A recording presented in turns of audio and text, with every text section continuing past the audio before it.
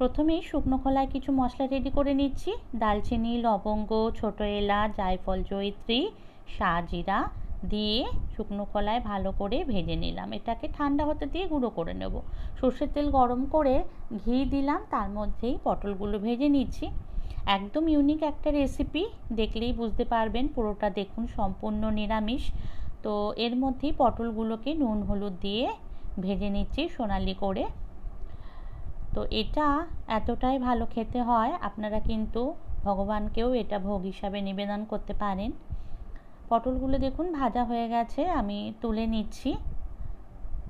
এটাকে আপনারা শুধু শুধু খেয়ে নিতে পারবেন, আলাদা কোনো সাইড ডিশও লাগবে না।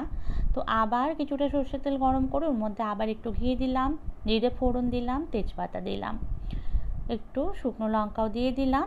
এরপরে ভিজিয়ে রাখা গোবিন্দভোগ চাল, সেটাকে আমি এই ঘিটার মধ্যে ভেজে নিচ্ছি।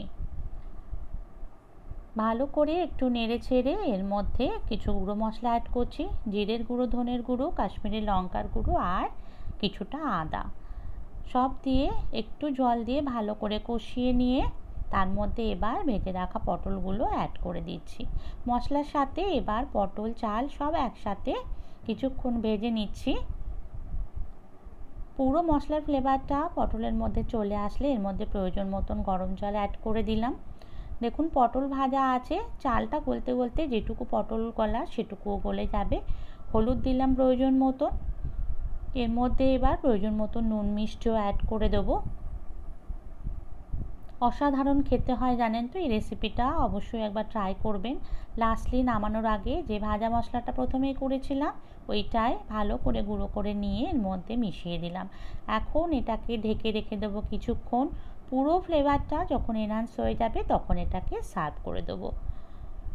অসম্ভব ভালো একটা গন্ধ বেরোচ্ছে।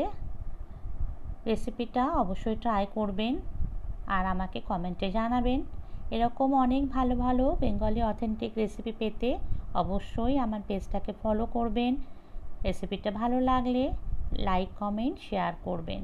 তো দেখুন আমি পুরোটা তুলে নিয়েছি হাঁড়ির মধ্যে, এবার এটাকে সার্ভ করছি।